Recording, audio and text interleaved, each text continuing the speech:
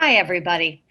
My name is Celine Coggins. I'm Executive Director here at Grantmakers for Education. Welcome to the third of 4 sessions in our series on authentic community engagement. This session is called The Power of Collaboration with Proximate Leaders. I'm really excited about this event today. In prior of these monthly masterclasses, I've shared a little bit about why we started this work on authentic community engagement. But I think there's no more timely moment than right now. The question that I heard on so many funders' minds, and the question that certainly is on my mind as someone who's been involved in empowerment and in policy and advocacy in the past, is this question of how do we do a better job in philanthropy of listening to the voices that have been marginalized? I think I just want to kind of stop for a moment and acknowledge George Floyd and what has been going on this week. And I think to me, it just draws us back to why we are here and why this is so important. And I want to turn things over to Tulane Montgomery and Shruti Sarah, who are managing partners at New Profit. So at the end of February, in the days when we all could still travel, they were wonderful enough to invite me to their Inclusive Impact Summit. And I found that that was just an incredibly uplifting and transformative experience in listening to and engaging with leaders who are most proximate to the challenges many of us are seeking to solve en route to equity and racial justice. It was there that I saw Siamora Padmadamsi, who was here from Promise 54 on our first of these authentic community engagement calls.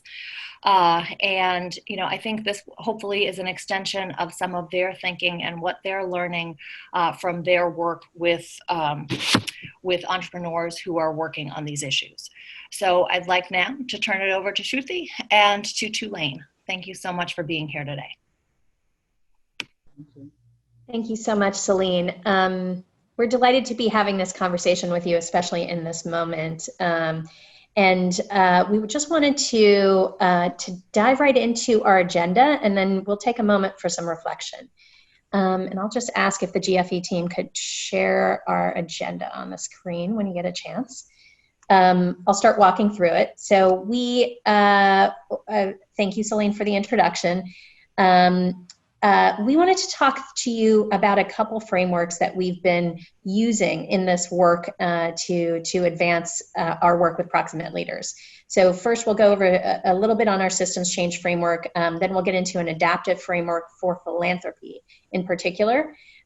We wanted to take some time for everybody to kind of think through and potentially internalize this and figure out where the kind of pain points or tension points in implementing this. And how could we solve for those? So workshopping that in small groups and then coming back together as a group to talk through any learnings or sharings that people could share with one another. So with that, I'll turn it over to Tulane. To take a moment. Thank you so much, Shruti. So if we can advance the slides, Celine, thank you for this invitation and opportunity. And as she noted in her remarks, this is quite a moment that we're all living in and navigating, as humans and as people who are part of the philanthropic sector. Today is the day that Brianna Taylor would have turned 27. And so we do think that it's important to root this conversation in an acknowledgement of her, saying her name matters and remembering her experience and her loss of life matters. But also as we think about what is the role of philanthropy in a time such as this. We are going to spend some time today talking with you all about systems. And, one of the things that is a potential silver lining of this tumultuous time is that, a few months ago, talking to folks about systems change, it was a little bit of an uphill battle. It could feel like an abstraction. And what we're finding is that there's a collective readiness to understand and transform systems. So with that, Shruti.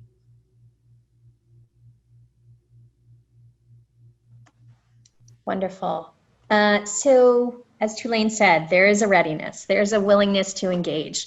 We're in unprecedented times on so many different levels. From an education standpoint, we never would have thought from morally that it would be okay to shut down schools. And yet that's the position that we're in. And then from a nationwide perspective, there's a raised national dialogue around issues that have plagued our nation's history for hundreds of years. And those have all led to some inherent changes at all levels of this kind of systems change framework. So let me just talk through the levels of the framework, and then I'll talk through some of those changes. So at the highest, at the upper echelon of this, we're talking about policy practices and resource flows. These are fundamentally structural changes. Frankly, this is a lot of what we think about when we think about systems change. We think about how do we change government policy? How do we change and spread practices nationwide? And how do we change the way that that money flows and the way that talent flows in different ways, such that we can drive the kind of fundamental field-wide change that we're seeking. And yet, this is only the top part of this triangle for a reason, because this, without changes at other levels, doesn't actually affect meaningful long-term systemic change. So the next level down is really about relationships. It's both relationships and connections and power dynamics. Fundamentally, how do we think about the way that we work in relationship to one another? This is something we spend a lot of time thinking about at New Profit as funders as well as grantees. So we live the complexities of being on both sides of that power dynamic every single day. And our humble offering would be that it's something that we as funders, as peers to you as funders, have to think about really intentionally in engaging with our grantees. And then the lowest level here, but also, at the core of this is about changing mental models. And this is ultimately what leads to transformative change. This is the stuff it's harder to see, but you know it when you see it. This is culture. This is what drives all of the work we do.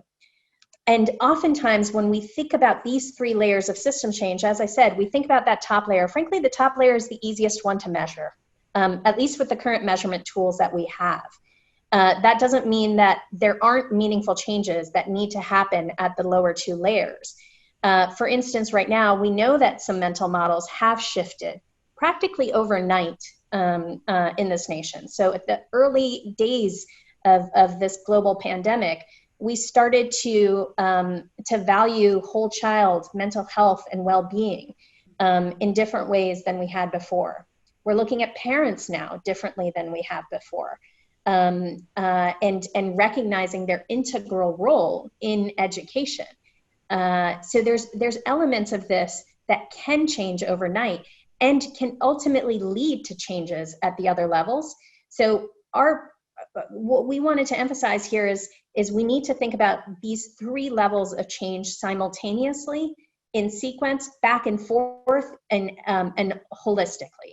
That's how we drive fundamental systems change. And for this conversation, we'll say equity is at the center of all of this for us. There is no element of systems change that we're thinking about right now without considering equity and the importance of racial reconciliation, racial justice, and really understanding various populations and how everybody's being impacted by this. Thank you, Shruti. Turn back over to Tulane. Yeah. Thank you. And one thing I'll say, it's a really helpful overview. And as Shruti noted, and I want to highlight for this community that, Shruti said, we tend to focus more on that top layer, right? That top level, the resources, the policies, the resource flows, policy and practices. I would invite this group that is taking time on this Friday afternoon to join us. I would invite you to consider that the work that we have been misled to believe is soft or easy is the work that is more implicit, but that's actually a myth. We've been, as Malcolm X would say, we've been bamboozled to believe that the relational change, the power dynamics work, and the mental model change is the soft work that you get to once you've done the rigorous work around policy, practice, and resource flows. It really is about the interconnectedness across these conditions that matter. And the reason why, and if we can advance the slide, the reason why we're sharing two frameworks with you today, and we're mindful, like, how many frameworks can you share in one call, right? But the reason we're sharing these two is because they relate to each other. The piece that Shruti just walked us through is the what. What are the conditions of systems change? And what I'm going to talk about now is a little bit of our thinking about how, right? Like, how do we impact, influence, and shift those conditions that Shruti described? So what I'll do quickly is just give you an introduction to the way we think about adaptation for philanthropy with equity at the center. And then Shruti will help us dig into some examples of what that actually looks like. And again, just do remember that we will have time for small groups for you to really reflect on how these themes show up in your world, in your work, in your community. So that is coming. So the first piece is that there has to be space for truth telling. And I do want to, just as a disclaimer, say on the front end that there's nothing on the slide that is complex, new. There is not an original idea necessarily on the slide, but what I do think is an original opportunity for us in this field is to really be intentional about how we bring these dimensions forward. So truth telling. One of the dynamics we talk about a lot in the philanthropic space is that once you move into philanthropy, you've had your sort of last honest conversation, and you paid for your last meal, because every time you come around as a funder, there's this dynamic where people have hesitancy to tell the truth about the impact of policies, about the impact of the timing of our grant making, about our criteria for readiness, about the degree to which we as funders are influenced by the input and expertise of people who are doing work on the ground. So truth telling is something that is very obvious, but essential. And there is such a powerful dynamic of power that we carry as funders, even when we're high touch, even when we're open, even when we're friendly, even when we're social with folks who are in our portfolios.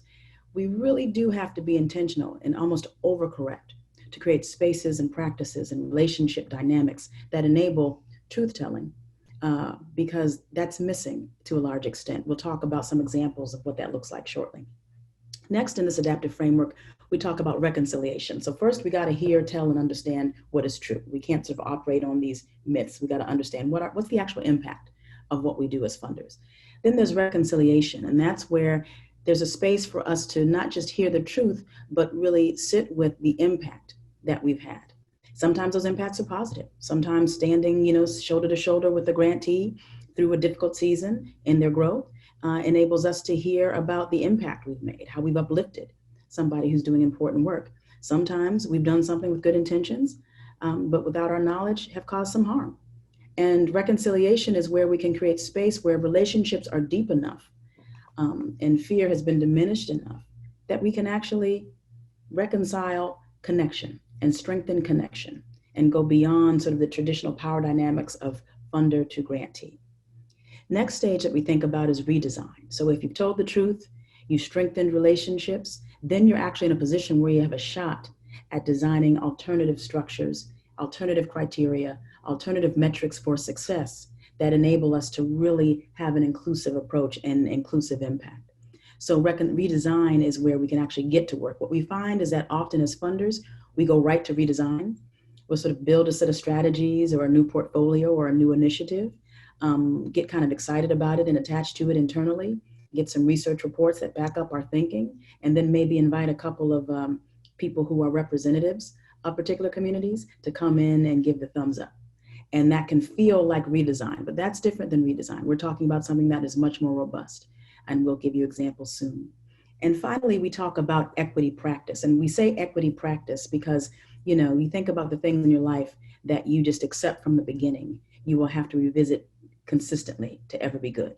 Your spiritual practice, if you have a meditative practice, a yoga practice, if you're a musician or an artist, and you have the time where you have to practice your music theory or practice your form. So we believe that equity is not about you get there, you're good, all set. It's about what are the norms that you put in place, the incentives you've built into your institution, that enable you to consistently revisit the work of equity, because equitable environments are counterculture, as we're seeing, right? The norms of our society don't necessarily encourage or support equity. So practice is important because you have to stay vigilant. You have to stay at it. So what we're going to do is break into examples, because this is an interesting, kind of high level abstract theory, right? But what does it actually look like? And so that's what we want to break into shortly. What I do want to say as a last note on this slide is that we are not saying that this is a linear process where you go step 1, 2, 3, and then 4. You see the arrows are meant to imply that there's a continued sort of loop. You might go forward and then go back. You might do some truth telling, start reconciling. It's a little painful. You got to go back to truth telling, right? So it's a process where there's a lot of interdependence.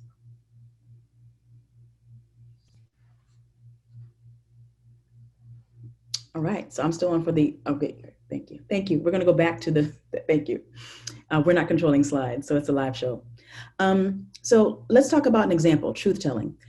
Celine mentioned at the opening that in the last week of February 24th through 26th, 2020, New Prophet hosted in Washington, D.C., where I live and where I am now. And in fact, at some point you might hear a Black Hawk, a helicopter fly overhead or sirens. It's quite dynamic in D.C. right now. But we had an event before all of that came to pass called an Inclusive Impact Action Summit. And what we did is we began the event. We had about 70 donors, philanthropists, and heads of foundations. We had over 50 social impact leaders who are leaders of color, who are proximate to communities, leading really dynamic, cohesive networks. We brought all these folks together in a way that was not the common experience. Those kinds of ratios were not typical. And we started in affinity groups, which means we started with a group where we had impact leaders of color, entrepreneurs of color, white entrepreneurs, each in their own affinity group. We had donors of color in their own affinity group, and white identity donors in an affinity group. And we allowed time for each of those groups to get really clear about what their distinct experience has been around issues of inclusion and equity in the social sector. So what is the experience of white donors when it's time to advance inclusion and equity? What's hard? What's difficult? What's working? What's not? And the same set of conversations were happening across all of those identity groups. And what came from it, right, allowing for that space, is people told the truth. Leaders of color told the truth about what we call the reputation to revenue gap, where they're often invited to be spokespeople on panels, but often don't have the levels of investment that would match the sort of reach of their reputation, their positive reputation. They told the truth about some of the metrics for success that can almost seem to contradict the expertise they bring to the table as proximate leaders. Donors told the truth about the questions that are hard for them to really understand, and how can they go beyond simply bringing capital to the equation of social impact and social change. So I would say that creating events, forums, spaces, and networks that enable people to tell the truth without fear of negative impact on fundraising, because that's what made truth telling such a breakthrough dynamic at that summit. It wasn't just that people got together and said what was hard. It's that they were able to say what was good and difficult without having to worry that later they would then be sort of have a mark against them in terms of eligibility for funding prospects and funding support. That's a critical piece. Sure thing. So I wanted to share some examples on reconciliation. And as we had talked about, reconciliation is about that connection, healing, and relationship building process. We've been doing some things internally here at New Prophet within our communities, and then we have some examples externally as well.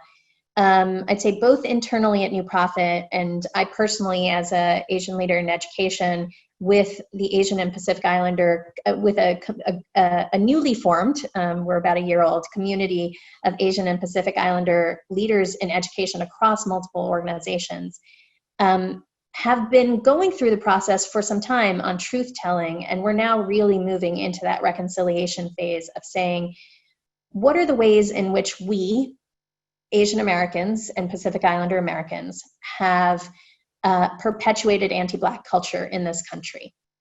Let's name it. Let's name it with ourselves. Let's do whatever work we need to do to change our own practices, our own behaviors, and our own language that is creating harm and hurt in other people, and creating harm and hurt in society. And let's earn our way into allyship with our Black colleagues and our Black students and our Black friends and family members. This is a moment where I think we all have to do that. And I can say very honestly, as an Asian leader, that many of us come from countries that have years of colonialization and years of white-led wars that have led to beliefs in our communities around the beauty and power of whiteness and the converse deficits of Blackness. And that's not okay. That's not okay. And we need to stop that. We need to evaluate that, and we need to earn our way into that allyship and those friendships. And so we're spending a lot of time talking about that. We're also spending a lot of time highlighting the examples of where that's happened, and where we really do see that true reconciliation and those relationships over time that have happened, particularly between Black communities in America and Asian and Pacific Islander communities in America. Whether we talk about, Malcolm X and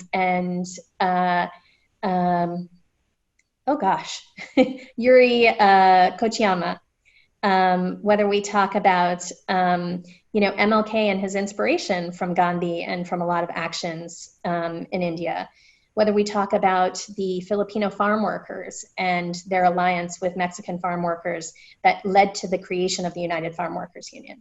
I can give you dozens of examples. We also wanted to share one example live. And if you advance the slide, I'll do a little bit of setup.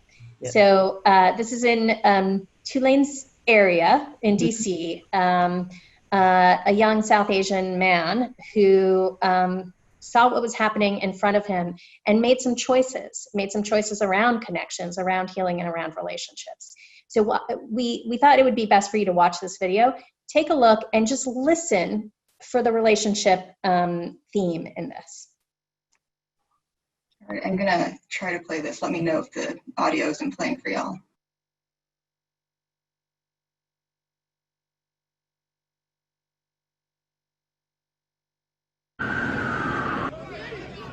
A harrowing night for a group of protesters in the nation's capital.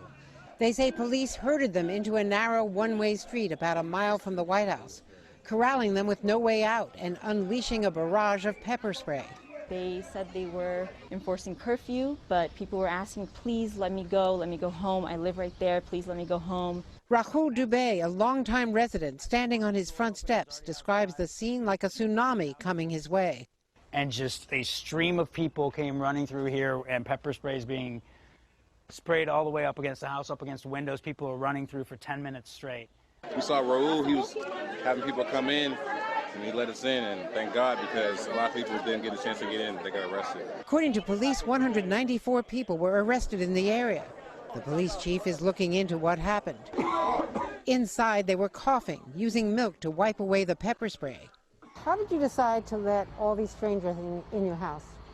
Andrea, there was no decision to be made. It was very reactive. They were brutally getting crushed and decimated right in where you're standing. When the curfew lifted at 6 a.m., the protesters emerged, grateful to the stranger who gave them sanctuary.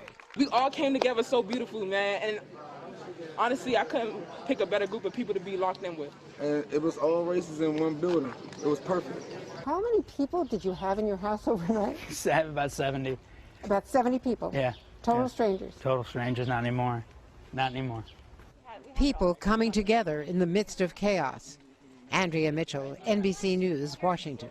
Hey, NBC News fans, thanks for checking out our YouTube.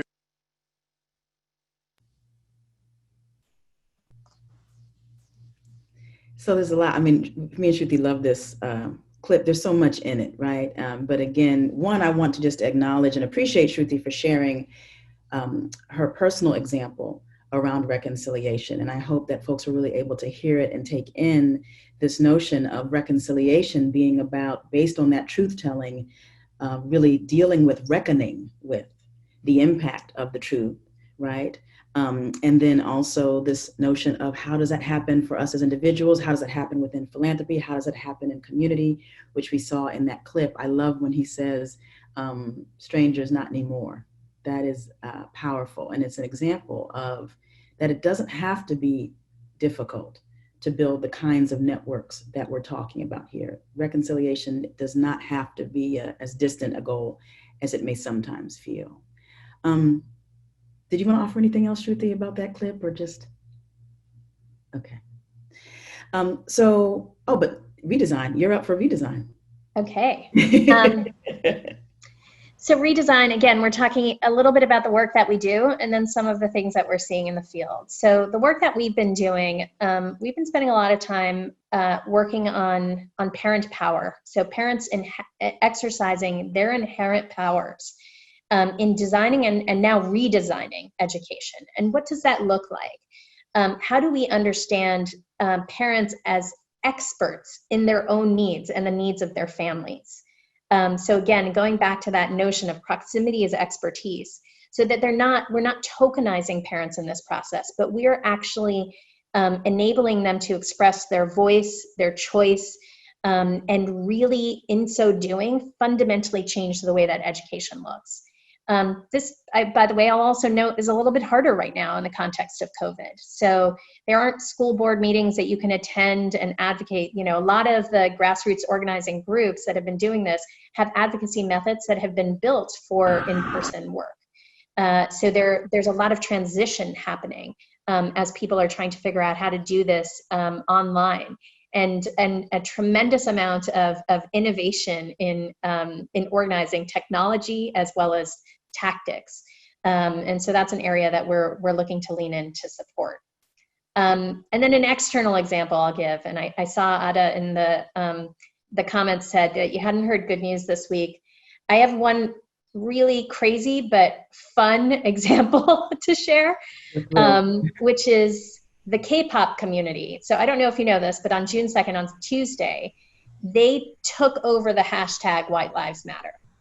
Completely spammed it, took it over.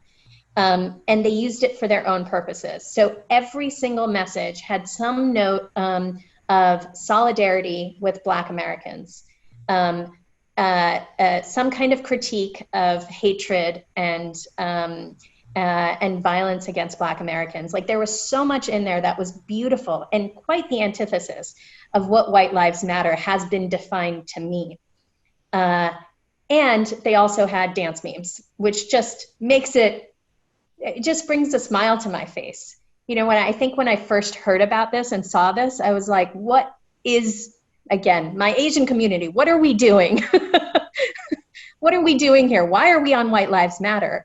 And then I realized what was going on, and I was tickled. And this is a simple but interesting element of redesign that has to do with going to that culture, that mental model, like that bottom layer first. And what does that look like? Tulane, I wonder if you, yeah. I mean, absolutely. We were both thrilled. I mean, I was ecstatic about it, right? So, you know, I have young people in my life, which means I have some exposure to K-pop, even though it's not age specific. It's a global phenomenon. But the thing is that this momentum and movement came from fans and was supported by the artist, absolutely. But the fans decided to have this takeover. And the power of that, it's the reason why we name it and don't see it as like a silly kind of social media, you know, thing, is because it shows the power of culture. You know, culture moves faster than politics. Culture moves faster than policy. It always has. And so where we as funders and philanthropists can actually, you know, respect the power of culture and narrative in changing hearts and minds in ways that can influence policy and practice, it just shows what's possible there. And it does speak to solidarity in really profound ways. You know, at New Profit, we have been on an interesting journey when it comes to leveraging the power of culture, celebrity, and national voice to advance issues and opportunity. Both Shruti and I have been involved in work that has enabled us to partner with culture and celebrity to advance work around reimagining education or reimagining and unlocking opportunity for people who've been involved with the justice system, with our Unlocked Futures initiative. And culture really is powerful. It should not be an afterthought for us in the philanthropic space. It should not be something we get to after we do the strategy. It should become part of our strategy. So we wanted to share that example because it brought joy. And I think that joy is also something that we need in this time. I'm struck by the comment, I haven't seen any good news this week. And I think there's something to be said about why are we not hearing more about the stories of solidarity and upliftment. And I think we as funders can play a role. We can share this good news with our networks, with our grantee partners in ways that maybe isn't happening quite as much as it should in traditional media. So we're going to talk a little bit about equity practice, right? And I said at the top of our call that we call it equity practice because it's not a destination. We don't arrive and we're good. There's such a strong set of systemic practices that pull us away from equity that we have to always be walking towards equity in order to hold our ground. So I'm going to actually ask if we can advance the slide. I want to talk a little bit about what equity practice might look like. So when we think about equity practice, and I think this is particularly relevant for us in the philanthropic space, it's really useful to interrogate core assumptions we've made or narratives we hold that we treat as true that are simply constructs. They're ideas that have been reinforced that if we revisit them and interrogate them, we can actually transform our practice in a much more straightforward way. So I call these dangerous mythologies, right? And there's a few I want to offer that we will get a chance to dig into in small group shortly. So the first dangerous mythology is the pipeline myth.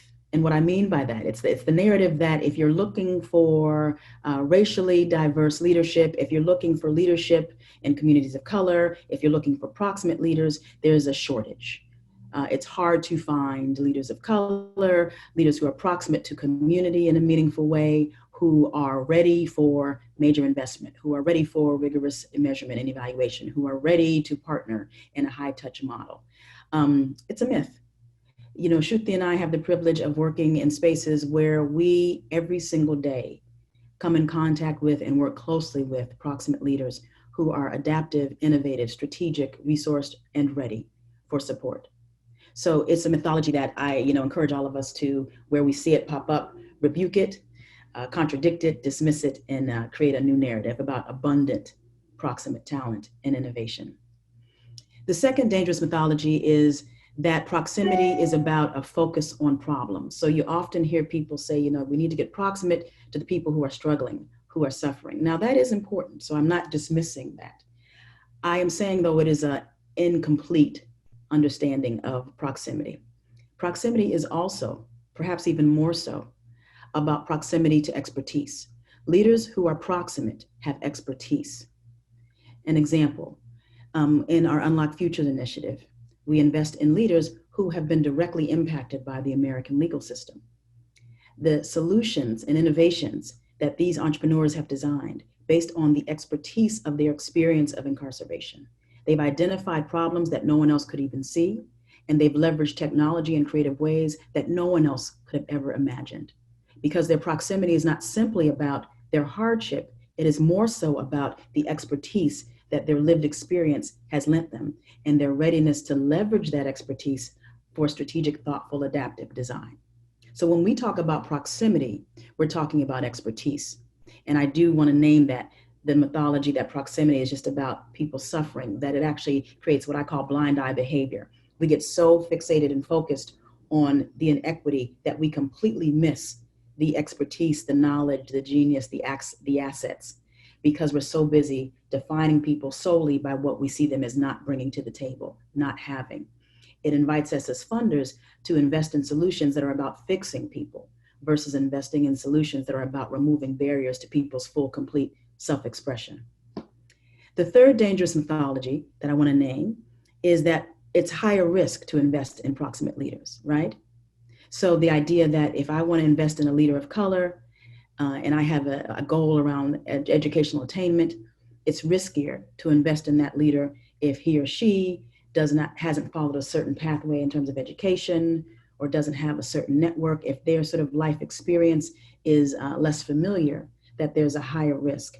And what we want to know, and what we want to explore with you actually, rather, is that it's actually high risk to systemically not invest in proximate leaders.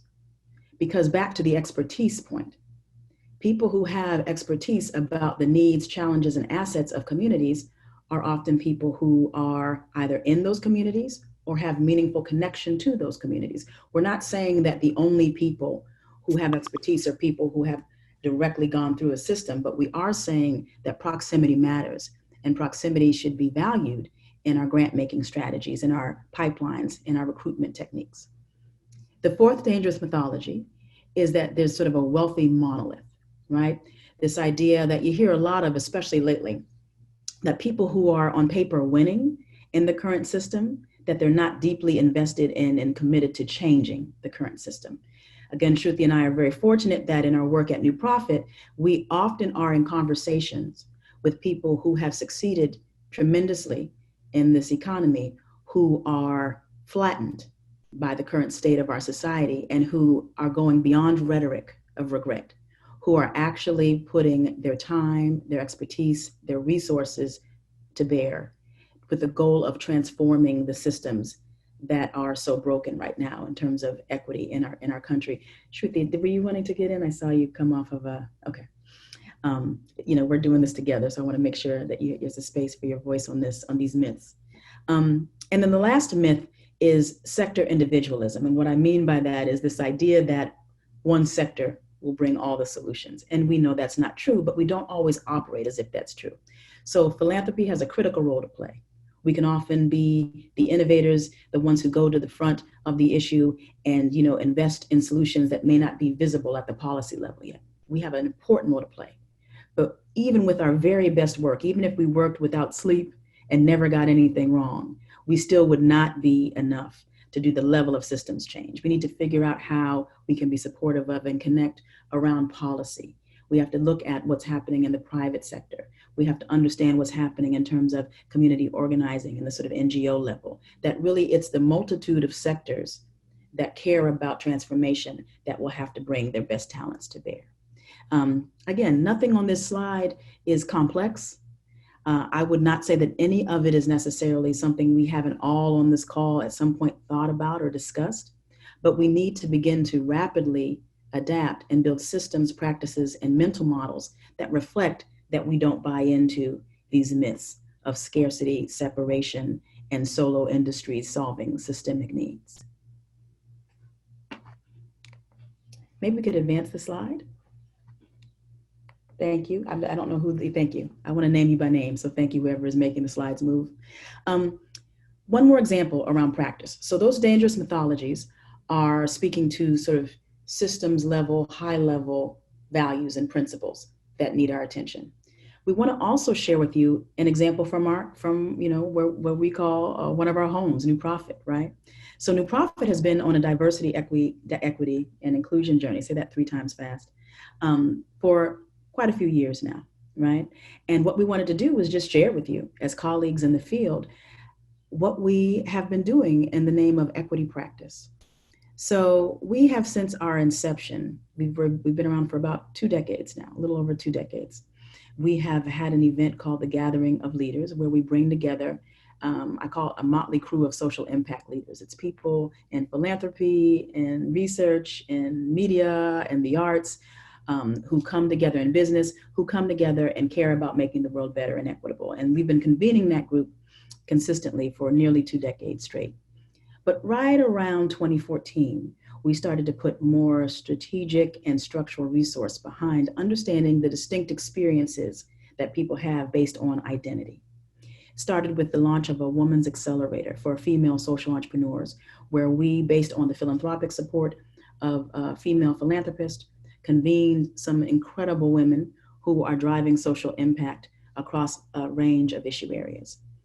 You see that I won't go through every single year, but what you'll see on the slide is a progression where we go from caring about equity to committing resources and time and talent to really doing a bit of an inventory about where our practice either advances or hinders our ability to be an inclusive enterprise and an inclusive community, to where we are now, where we haven't arrived, but we have a set strategy around inclusivity. We're committed to influencing others to shift practice in ways that expands inclusivity. And we're holding ourselves accountable to having internal culture that creates opportunity and inclusivity for people regardless of their identity. So this is just meant to share with you that you'll see a progression and an expansion of the level of our focus on equity and inclusion. And I believe that for all funders, that once we want to move beyond the sort of rhetoric of care, we need to figure out what it looks like to commit real resource internally and with our grant making. So. Great, thank you, Tulane. Thank you. Okay, so if we can advance to the next slide. So this is where we're going to say, how does this work? How are we taking in these concepts, and how does this work for us? So we're sharing a few questions, and then we'll break out into small groups of 3, thanks to the magic of Hannah Wang from the GFE team. And so let me just name the questions here. So the first is, where are the opportunities in your work to practice each part of the adaptive framework? So think about that framework of truth-telling, to reconciliation, to redesign, to equity practice. And how do you think about these opportunities, particularly in the era of social distancing? Second prompt would be, how do you connect with proximate leaders and voices of community members as experts in their own needs in the work that you do? And where have you changed your practices or structures based on the inputs of these leaders? So how has that been positive to advancing your work? Moving from there, would love to hear, what are the barriers you find to being able to do that? What's been hard for you individually? What's been hard for your organization? And the thing I just encourage on this, as Tulane and I were talking about this in advance, we were thinking about which of these barriers are real and which ones are constructed by the systems that we think we're bound to, or by the practices that we think we're bound to. So really thinking about which of these are true barriers and which of these are constructs. And then finally, what creative ways can you solve for those barriers? And what support do you need? So when we come back together, we'd love to hear just kind of quick popcorn style readout of that last question. What creative ways can you solve for those barriers, and where do you need support or additional information? My guess is Celine's going to be happy to get that information too, to feed Grant Makers for Education. And I just want to remind people, this is a good time to get out of your comfort zones. Oftentimes when we do breakouts, we see attrition, and I think I just want to remind people, this is a good conversation to be in. Push yourself outside your comfort zone and be in this conversation. Okay, it looks like we're slowly filtering back into the main room. Yes. And I can see more faces. It's great. Yes, thank you guys for showing your faces. It's nice to see you. Yes. Indeed, indeed. And thank you to those who stayed. I knew we would lose people, but I think it's still important to try to create some voice on these calls. Definitely. So sorry, Celine. I know we have just a few minutes, and we wanted to just see if there were a couple of concise takeaways maybe that came from your small groups. And we know we certainly will not hear every voice because of time, but would love to, as a way to sort of, close the cycle of the learning that we've done together, hear a couple of observations that you have from your discussion, or even just from our time as a larger group. And I used to be a teacher, so I'm fine with calling on people. So just know that can happen. I'm fine with that. Hi, this is Kathleen Maloney. I'm with Small Family Foundation in the Bay Area. I just wanted to really appreciate you lifting up all the dangerous mythology surrounding working with those that are proximate, and particularly the one around there's a shortage of folks that are ready and have capacity.